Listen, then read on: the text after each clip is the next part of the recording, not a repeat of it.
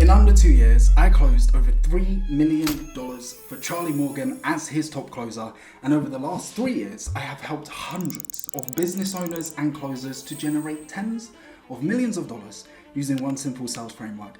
Beautiful people, my name is Jack Roberts, and in this video, I'm going to be breaking down exactly how it works and how you can use it to double your close rate and double the amount of money that you are making every single month. So let's get it. Okay, so I always hate it when YouTubers take like 20 minutes to actually get to the point, so let's just get stuck in. Now there's 6 different sections that you need to consider: the pre-call, the rapport building phase, the discovery, the transition and the pitch, the post-pitch process and the post-pitch, and then the objection handling phase. Now, when it comes to the pre-call process, just don't engage in judgment. This is the key thing. I don't want you to do tons and tons and tons of research on the business. If you do that, you're gonna go into the call with preconceived notions, which means you might think that the prospect doesn't have money when they do, which means you might think that the prospect isn't a good fit for the product when in fact they are. So just focus on collecting information in the discovery itself. Otherwise, what's going to happen is you are going to change the outcome of what actually might happen and whether or not you are going to close the deal. The key things for you to focus on is, first and foremost, ladies and gentlemen, please make sure that you have got some reminders in place, right? And what I mean by this is, on the day of the call, send over a WhatsApp video or send over a WhatsApp voice note to the prospect. It will help to build trust. It will help to build rapport before they actually go onto the call, but also it will help to increase your share rate. But beyond that, you also want to make sure that you have got Calendly reminders set up 24 hours, 1 hour, and 15 minutes before the call. Now, another key thing is that you engage in emotional regulation. If you get nervous before you jump onto a call, first and foremost, it's absolutely fine, especially when you're just getting into high ticket sales, whether you're a business owner or whether you're a closer. But what I want you to do is shift your perspective on this. If you have ever competed at a high level in sports or just been engaged in, competitive sports, then before you would play a game, you would get that rush of emotions, right? Where you'd feel a little bit nervous, you'd feel a little bit anxious. But if you can view it as a positive thing that will help you to perform better, I promise you, the same is true on your sales calls. It will help you to perform better as well. Now, another thing that you need to take into consideration is your mindset. If you go into this call thinking that it's not going to close, then of course the call is not going to close. All right. So you always need to keep a positive mindset when it comes to sales. I promise you that sales is like 80-90% mindset alone. Beyond that, please be professional, right? Be on time, have some good lighting, have a good camera, use an LED light. If you're going to have a drink, don't drink from a bottle of water. Drink your water from a glass. It's really important. You're talking to business owners, you're talking to prospects, and sometimes you're going to be asking them for 5K, you're going to be asking them for 10K. Act the part. There's another thing that we need to consider with this, which is whether you should have your video on or whether you should have your video off. In general, I will always recommend that you take your calls with your video on. It's going to help you, again, to build more trust. It's going to help you to build more rapport. But if you haven't done your first 30 calls yet, feel free to leave it off. I closed hundreds, and I really do mean hundreds and hundreds of deals without ever having my video on. And so you can get past it, but it's going to be a lot easier for you to close if you actually have the video on. Now, beyond that, highly recommend that you set up your Zoom or your Google Meet or whatever it is that you're using to auto record. If you don't, then what will happen is you will forget to record your calls. You won't be able to watch them back. You won't be able to get feedback from a sales trainer. But beyond that too, you'll also find that sometimes prospects will have resistance. If as soon as they jump into the meeting, it's already recording, there's less of a chance that they're going to tell you to turn it off. So that covers pre-call. Now let's dive into the rapport building stage. Now the goals of this section is, first and foremost, just keep it concise. The reality of the situation is that the prospect you're speaking to knows that you don't really care about how their weekend's been going. They don't really care about how your weekend's been going. So you can just get to it unless the conversation develops naturally. So let's say, for example, you discover at the moment they're in Bali, you have been over to Bali yourself, you want to talk a little bit about that, then go for it. But otherwise, I just wouldn't recommend it. It's fake. People pick up on that. They don't like it. Just leave it alone. The other thing that you want to do is make sure that you understand whether or not they are the sole decision maker, right? Because if they are not the sole decision maker, it's going to create problems. If you have tons of volume in your calendar, then you can get away with rescheduling the call because it's not as much of a loss, generally I would recommend just doing the line of questioning with them. If they are also not the decision maker, when it comes to the motivation questions, you need to orientate the questions around their career rather than just the business unto itself, so that you can get a little bit more buy-in, because when they go and have that conversation with the actual decision maker, if they don't back it, if they don't believe it, they're not going to sell it properly. AKA, you need to hire them as your second sales rep. Another thing that you need to do is check to see if they have actually got time. If they don't have time, then it means that maybe you need to cut the call short. You're only going to go through the discovery, you're only going to go through discovery and then to the pitch. You're not actually going to drop the price. So just get that clarity. And beyond that, you also want to establish the agenda. Now, this is the most important part about all of this, and it's a mistake that I see closers and business owners making all of the time. Your job on a call is not to make friends. You are there to help people. And so if you do not establish yourself as the authority from the get-go, you are making it so much harder to actually go about closing the deal. So please do the agenda properly. Now, what all of this would look like as a sequence is, first and foremost, how is it going? So how's it going, John? All right, they say, yeah, I'm doing great. Life is beautiful. Then you would ask them, okay, and whereabouts are you calling from today? Now, there's two different reasons why you want to ask this. One is just to kind of segue into the rapport building phase, but also if you are not collecting the country code for the phone numbers, this will help you to write it down into your notes so that you have it for future reference. After that, you'd say something to the effect of, and just to check, are you the sole decision maker? And then once you've gone through all the pleasantries, you can then get to, okay, well, look, John, obviously, I know that you're not on here to talk to me about Bali or London. You want to see if we can help you to get better at sales, right? So if you're happy to do so, shall we dive in and get started? Nice and simple. This segue is absolutely amazing. You could be talking about football. You could be talking about cooking lessons, whatever it might be, and it will help you to transition out of the rapport building phase into the actual sales call in a buttery smooth way. Now, before you give the alpha statement or the expert statement, whatever you want to call it, you want to do this. And that's just to ask the prospect, just before I forget, do you have about 45 minutes for the call? And then in terms of the alpha statement, you're saying something to the effect of, okay, well, I guess just to give you a heads up on the way that the call's going to go, what I'm going to do is just ask you some questions about, X being business or their fitness situation or whatever it is, and where you're trying to get to. And then if it sounds like a good fit, I'll explain exactly what we do and exactly how we can help you get to your goals. Sound good? Now, last thing is, there's different viewpoints when it comes to how to go about positioning this alpha statement. Some people will say, can I get a concrete decision at the end of the call that you're either going to give me a yes or a no, like I'm not going to accept a maybe? Me personally, I just don't think it works, because even if somebody does say, yes, I'm willing to say yes or no, or I'm not going to give you any maybes at the end of the call, as soon as you tell them this is going to cost 10 grand, they're figuring out how they're going to get the money. Maybe they're taking money out of their savings. It's not that straightforward. And what this will do is position you as a hard closer. This will destroy any trust. It will destroy any rapport that you build with the prospect. It shows that you don't really care about them. I wouldn't recommend it. Okay, now, after we've got through the rapport building stage, we are in to discovery. So the goals of the discovery section is first and foremost to collect information. Please do not talk over the prospect. If you don't have any information, you are done for, okay? What you really, really need to get a good idea of is the prospect's current situation, their pain points, and their desired outcomes. And then in terms of the overall length of the discovery, the absolute sweet spot is to have the discovery be 18 to 24 minutes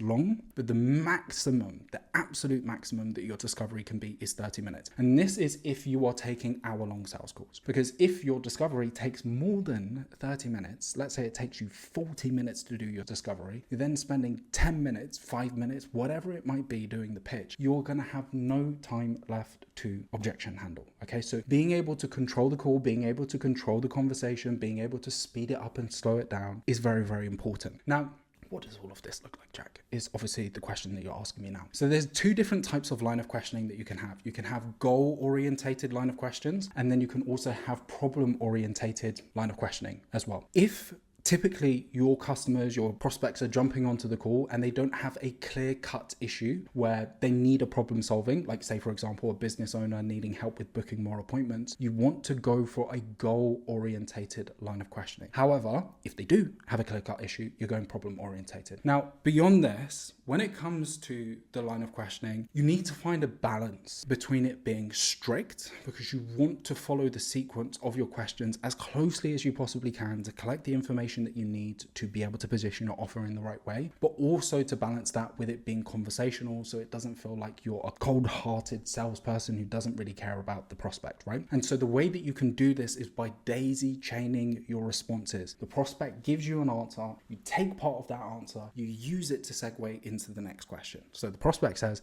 hey Jack, I'm having issues right now with booking more appointments and it's causing me a lot of stress. Okay, I get it. Right now you want to book some more appointments. Question. Okay, nice and simple. Beyond this, we also have skipping questions. So there's certain situations where you do want to skip a question. If you have a strict line of questioning that you're following right now and the prospect has already given you the answer, do you really need to ask them that question when you know what the answer is? No. But what you can do is you can flip the question into a statement if you want to get a little bit more information. So let's say I am supposed to ask, what's the problem right now? I already know that the prospect has said, I need help with booking more appointments. I can say, okay, John, so you told me that you're having a few issues right now with getting more appointments for the business. Could you elaborate on that in a little bit more detail for me? Take it and then you just tag on the back end. Can you explain in more depth? And this will help to reduce sales resistance. This will help to build trust, help to build rapport, make the conversation nice and smooth. But the key thing is, please do not skip the financial questions, do not skip the pain point questions, and do not skip the desire questions. This is the reason why people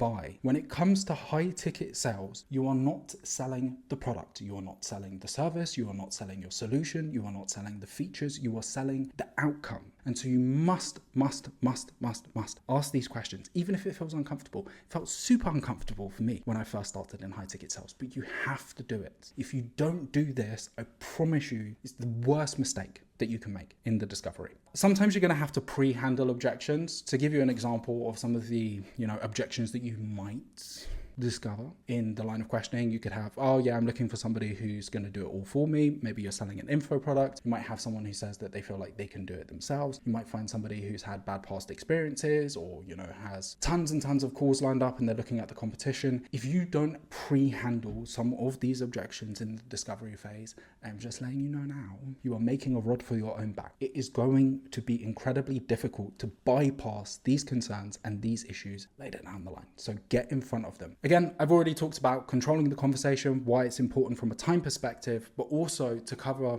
people waffling. Sometimes your prospects are going to natter on. They're going to talk absolute nonsense. They'll start talking to you about their kids playing football over the weekend. If the answer is not related to the question that you have asked, you need to get in front of it and prevent that happening. Otherwise, again, you're not going to have enough time for the entire call. The other key thing is that your tonality needs to be on point. It's really, really important as a salesperson to have variety when it comes to your tonality. But specifically with relation to the line of questioning, you must have a confident tonality when you ask financial questions, motivation questions, and pain-orientated questions. Because if you sound awkward, if you sound a little bit weird, if it sounds like you feel weird when you ask these questions, it's going to make the prospect feel weird, right? They're going to be like, ugh, this guy's a creep. And it will change the answers that you get to those questions. So be confident. I'm not saying be arrogant or braggadocious. It's just deliver these questions. How much are you making per month? In the exact same that you would deliver,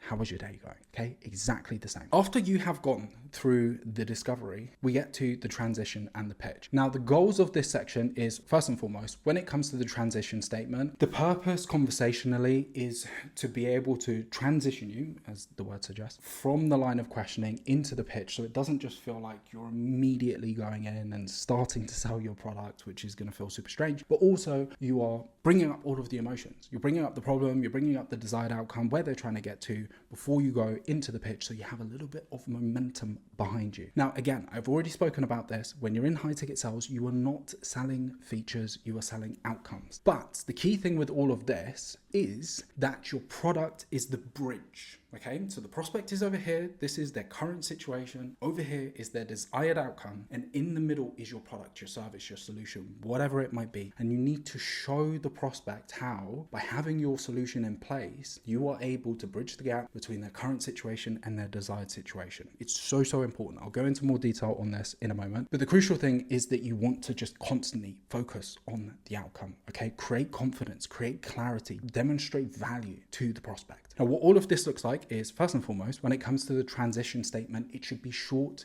and sweet, it should be concise, and it should be semi-scripted. And what I mean by this is, at an absolute maximum,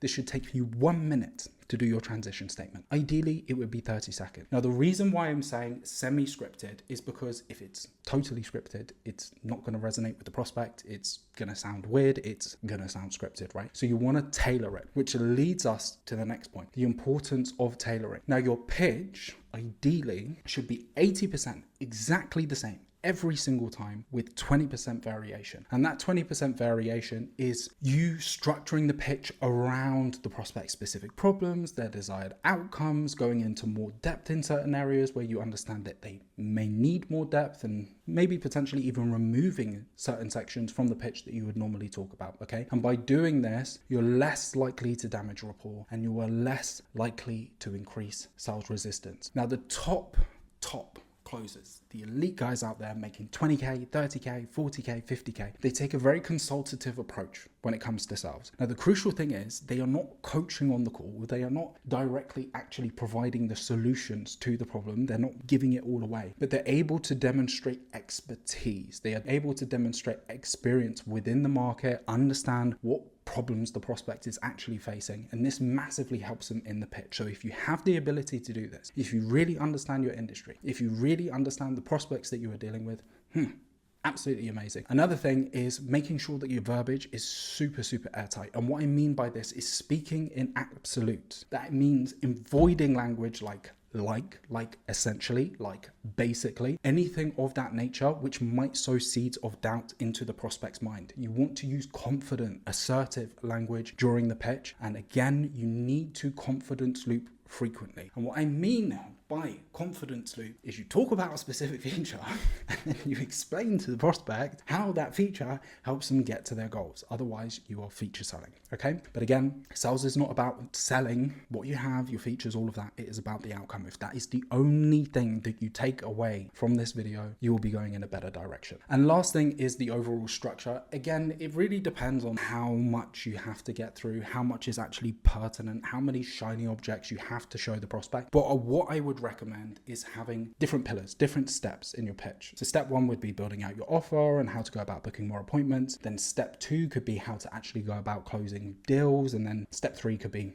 how you actually do the service delivery. What you want to do is between step 1 and step 2, have a questioning phase. And the reason why is in that questioning phase, you're able to build confidence, you're able to build clarity for the prospect, so you have less work to do later down the line when you get to the objection handling phase. In terms of key things that you want to avoid is please, people, do not have poor tonality, right? This is going to absolutely kill you. There are so many closers out there. There are so many business owners out there who sound monotone when they are pitching. If you are going to ask somebody for 10 grand after speaking to them for 1 hour and you don't sound excited about the fact that you are selling something incredible, why would the prospect be excited? Why would they part with their money? Okay, so really work on your tonality. And to do that, focus on the pitch, right? Whether you're talking high, whether you're talking low, your cadence, and that's the general flow of how you're speaking. Sometimes you're speaking fast, sometimes you're speaking slow. Adding gravitas to certain words, like I just did with the word gravitas, and then sometimes holding silence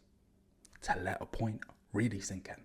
The other thing that you need to do is control the conversation. And what I mean by this is don't let the prospect constantly ask questions as you're going through the entire pitch, because otherwise it's going to create chaos. Again, all of this is coming back to the alpha statement. If they don't respect you, if they don't see you as an authority on the call, you're going to have a bad time. Lastly is the depth of information. Now, I really don't recommend going into too much detail with the prospect, because if you do that, you will overwhelm them and you will create a time to think about it objection. But if you don't go into enough depth, a little bit of a catch-22, then what will happen is you will create value objections on the call. Okay, so you need to toe that line perfectly. Last 2 steps, post-pitch process and the price pitch. Now, the goal of this section, and this is something that I see quite a lot, that a lot of business owners and a lot of closers haven't implemented. The goal of this section is to increase confidence and increase clarity. And the reason why you want to do this, post-pitch and pre-price is because as soon as you drop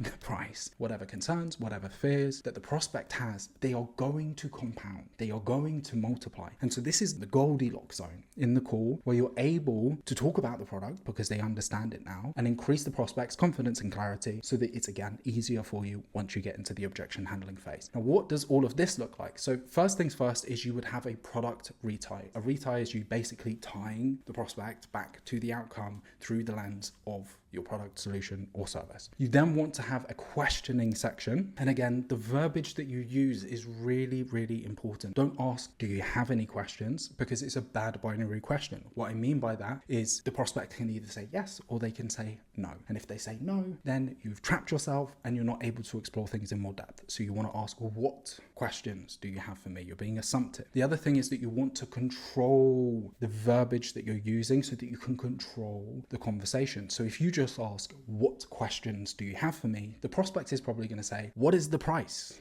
Right? Now, it's not the end of the world, but what would be better for you to ask is, what questions do you have for me about the process and the structure specifically? And then you are able to get the prospect to focus purely on the product, handle any concerns, handle any objections, handle any questions that they might have around that. Lastly, you would then dive into a temp check. A temp check is a way that you can move the needle. You're effectively asking the prospect, how much do you like it in a roundabout way? But crucially, you need to control the conversation through this whole section, right? You've been pitching the product. Prospect is probably sick and tired of you talking in the same way that you are. Sick and tired of me talking right now, but I hope you're getting a lot of value. If you don't control the conversation, they're going to ask you for the price. You're going to dive into the price too early. You're going to compound the objections. You're going to make your life way harder than you need to. Okay, so really just focus on following this structure, keeping it tight, handling what you can. You don't need to handle all of the objections, but you just want to make your life easier before you get into the objection handling phase. Now, when it actually comes to you doing the investment, you're talking about the investment, right? You want to price anchor. And by this, I mean, instead of just saying, okay, so for you to work with us, it's going to cost $5,000.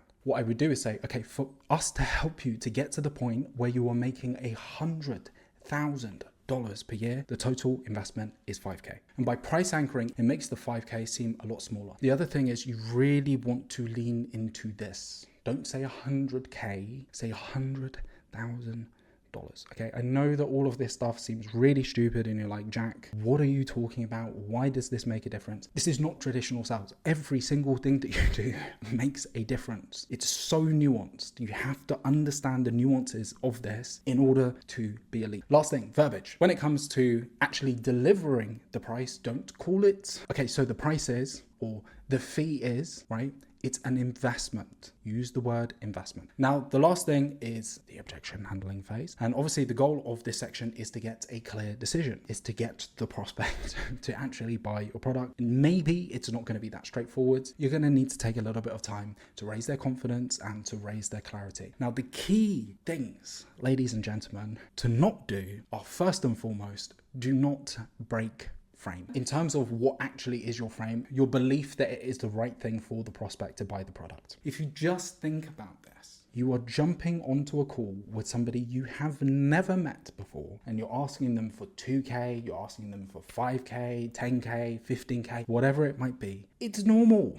It's absolutely normal that they may be a little bit scared, that they may want to ask some more questions. So you need to set the right expectations on your end. Always expect the no, because if you don't, you're going to get frustrated, you're going to get combative, your ego is going to get triggered, which is going to trigger the prospect's ego. You're not going to help them. You're not going to help yourself. It's a bad time for everybody. Okay. So this is super, super, super important. You need to keep your frame. And whilst you are in the objection handling phase, naturally the prospect is trying to convince you that it's not the right thing for them to buy the product, but you being the expert. And again, this is where you need to be a good closer. You need to be a responsible closer based on your expertise. You need to stay in your frame. If you genuinely can change someone's life, it is your responsibility to make sure that you do. This one may seem a little bit hypocritical given that I have been yattering on for absolutely ages, but don't talk too much during the objection handling phase. You need to collect information. Information is absolutely everything in sales. Instead, what I would recommend doing is using strategic question. This is the key mistake that I see absolutely everybody, business owners, closers, you name it, making. They just chat and chat and chat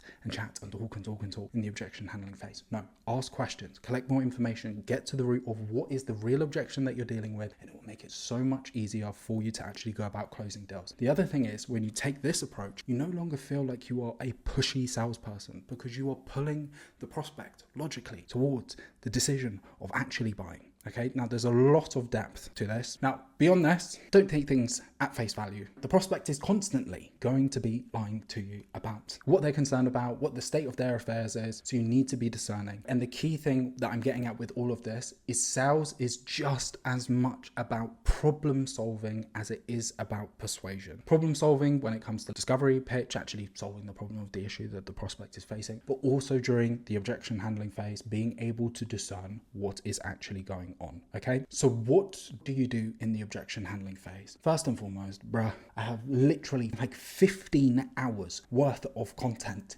exploring the objection handling phase in depth. There is not nearly enough time for me to be able to go through everything, but I will give you some gems of wisdom that you can use on your call. Now, the first thing that you have to understand is that there will only ever be 6 core objections that you face during the objection handling. And those are product objections, value objections, money objections, partner objections, time objections, and fear objections. I understand, right? I get it. There's tens of thousands of different objections that you will face: bad past experiences, competition, needing time to think about it, blah, blah, blah, blah, blah. All of that type of stuff. All of them fit into those 6 core objections. Another thing that I didn't actually write down, but if you watch the video, I will tell you now, is the time to think about it objection doesn't exist. When somebody says that they need time to think about it, it is because of one of these 6 things. Another thing is, you stay on the call for as long as you can, not to close the deal, but to help the prospect. If you have the ability to quite literally change somebody's life forever, to put them in the position where they are making multi-6, multi-7 figures, put them in the position where they are able to spend more time with their family, to improve their health, whatever it might be, reach their potential, it is your responsibility as a closer to make sure that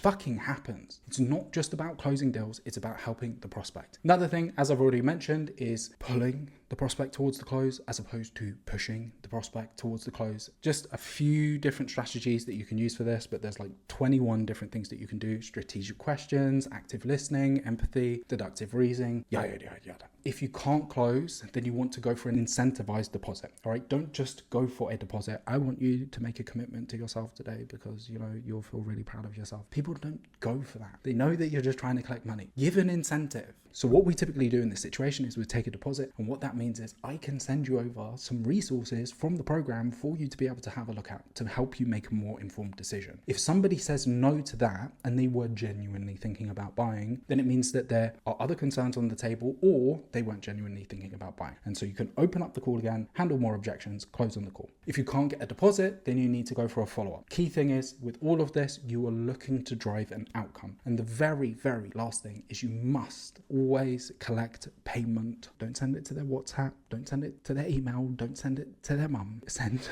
the payment link in the Zoom chat or in the Google Meetings text chat so they can pay there and then. And the same is true for collecting deposits, but also scheduling follow-ups. You're getting the outcome there and then on the call. Okay, so you made it to the end of the video. Well done for powering through your crippling need to engage in ADHD. Now, this genuinely is an extremely high-level view of how all of this works. It is the exact process that I have used to close $3 million in deals. It is the exact process that I have used to help hundreds of business owners and closers to increase their sales conversion rate and increase their monthly recurring revenue. You've got the blueprint. But the reality of the situation is implementing all of this is a completely different story. And so I would like, if you're open to it, to invite you to jump onto a call. And on this call, first and foremost, it's low pressure. And secondly, I will show you how we can go about doubling or tripling your sales conversion rate in the next 30 to 60 days on a complete performance basis. So if you want to jump on a call with me, feel free to click the link in the bio. If you want to access the resources, feel free to click the link in the bio. I thank you very much for watching, and I will see you just